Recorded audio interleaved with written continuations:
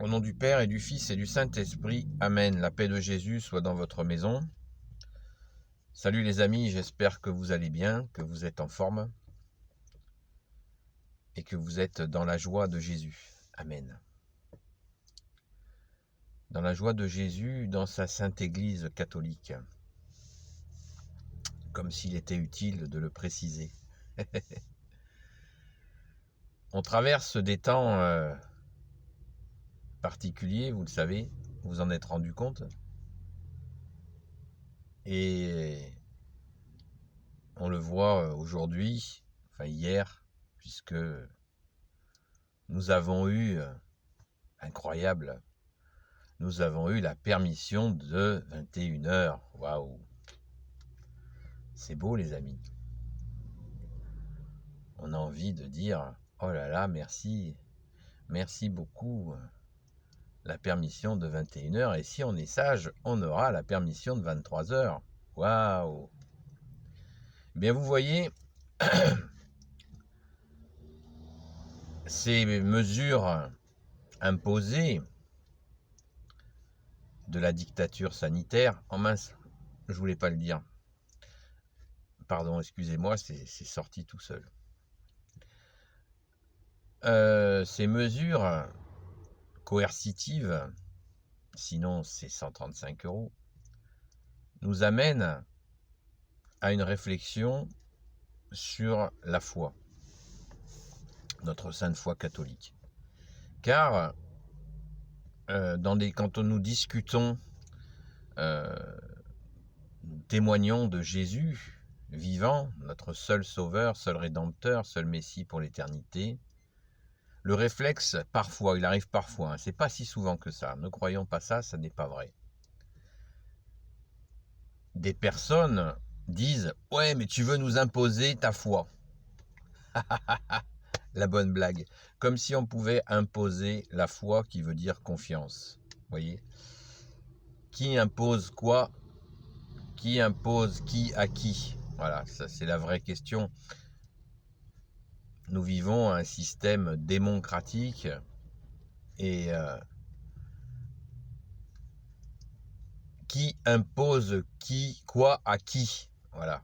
Donc nous, catholiques, nous ne pouvons pas imposer la foi. Ça n'a aucun sens. On ne peut pas imposer la confiance, on ne peut pas imposer l'amour. Cela déplairait à Jésus, bien entendu. Donc, nous avons sous nos yeux, en ce moment, une révélation, comme ce que veut dire l'Apocalypse. L'Apocalypse veut dire révélation. Du système qui s'appelle politique, mais il n'est pas politique, en fait.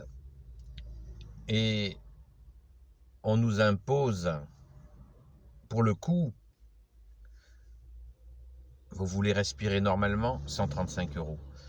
Donc, qui impose quoi à qui? Voilà, je me répète, mais nous devons, nous catholiques, réfléchir à ces mesures coercitives qui peuvent aller jusqu'à l'emprisonnement, puisque certains de nos frères,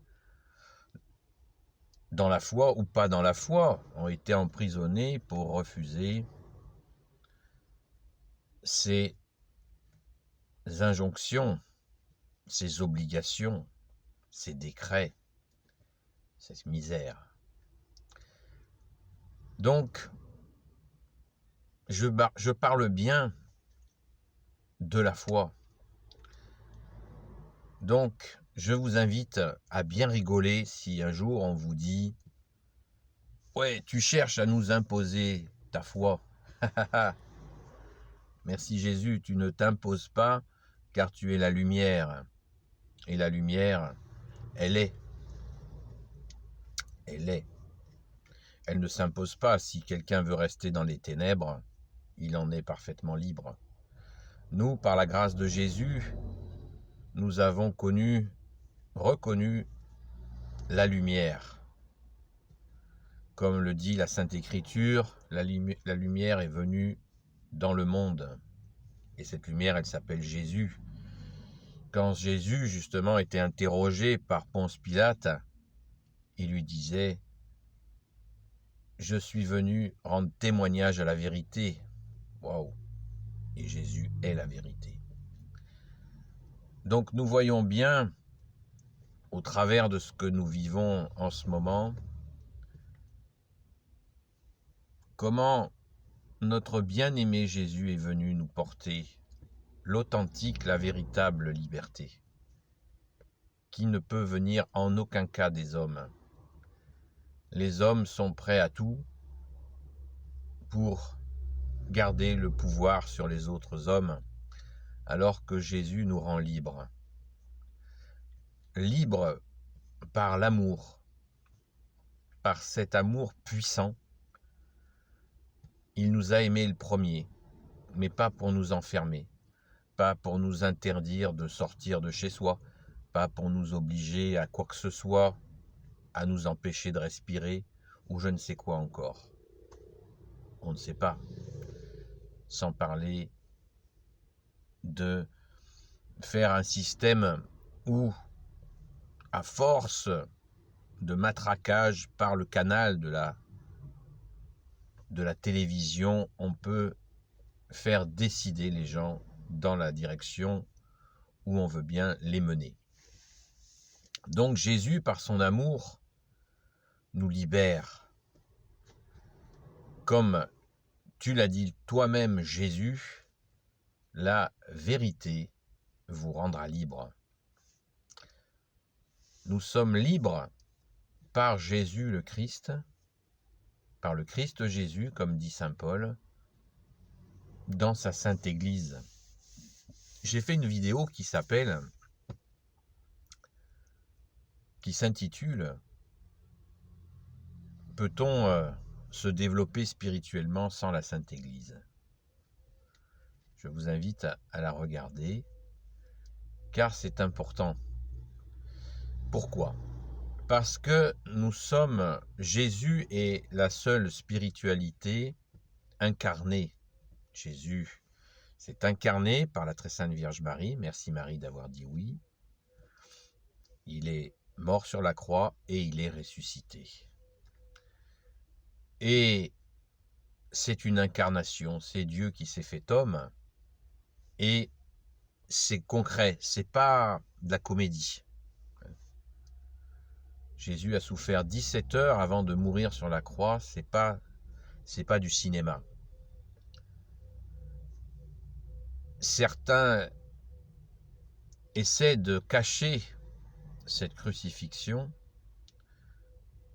certains même ne la reconnaissent même pas, ce qui est le cas par exemple de l'islam, qui nie la crucifixion, et on comprend pourquoi. Quand on nie la crucifixion, on nie la résurrection. Et pourtant, elle s'est bien passée. Et Jésus est bien ressuscité. Jésus est bien mort et ressuscité sur la croix, ce qui veut bien dire qu'il y a incarnation. Quand Jésus s'est montré ressuscité à ses saints apôtres, il a montré ses plaies. Ses 5 plaies, il les a montrées. Et il a mangé avec ses apôtres pour bien montrer qu'il était bien ressuscité, qu'il était bien visible, que ce n'était pas une vision, qu'il était bien là avec eux, ressuscité. Alléluia. Donc vous voyez, dans cette époque de masques, parce que si on fait porter des masques, c'est bien qu'il y a des personnes masquées qui arrivent, qui mènent les choses. Et qui se masque, qui se cache, si ce n'est Satan, qui se cache pour faire ce qu'ils sont en train de faire, qui se cache. C'est effectivement Satan qui est à la manœuvre, et Jésus a vaincu le mal. Il faut bien en être certain. Jésus, à la crucifixion, la mort n'a pas eu d'effet sur lui. Il est ressuscité et il nous donne la vie.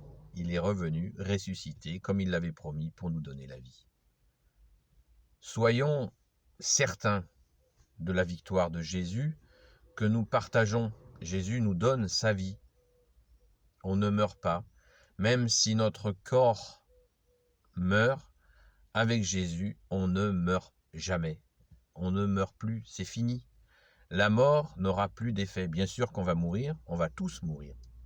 Mais on ne mourra pas. On ne mourra pas car Jésus fait en sorte que nous restions vivants pour l'éternité avec lui, avec son Père, avec l'Esprit Saint, avec toute la cour céleste.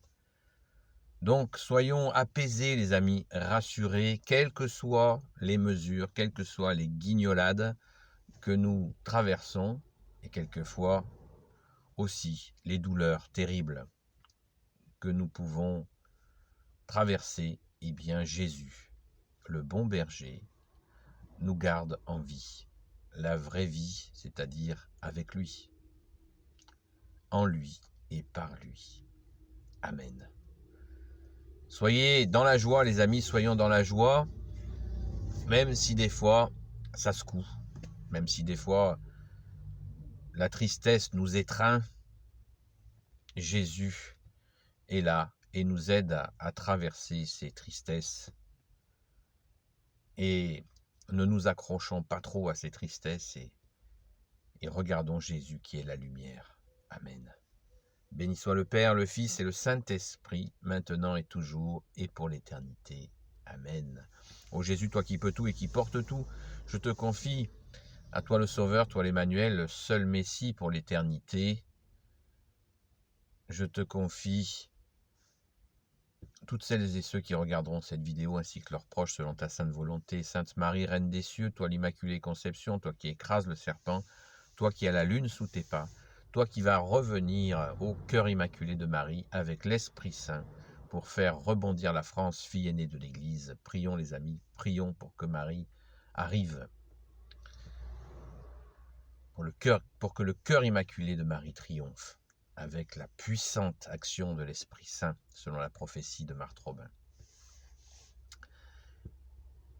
Saint Joseph, toi le juste et le saint, toi le sage, toi la terreur des démons, toi le saint gardien de la Sainte Église catholique, Sainte Marie-Madeleine, notre chère sainte patronne, et vous, tous les saints et saintes amis de Jésus, Saint Michel Archange, qui est comme Dieu, Saint Gabriel Archange, Saint Raphaël Archange et des anges guérisseurs, et vous, tous les anges qui servez Jésus, je vous confie toutes celles et ceux qui regarderont cette vidéo, ainsi que leurs proches, selon ta sainte volonté, ô Jésus. La paix de Jésus soit dans votre maison. À bientôt, les amis. Restons dans la joie de Jésus, la paix et la joie de Jésus.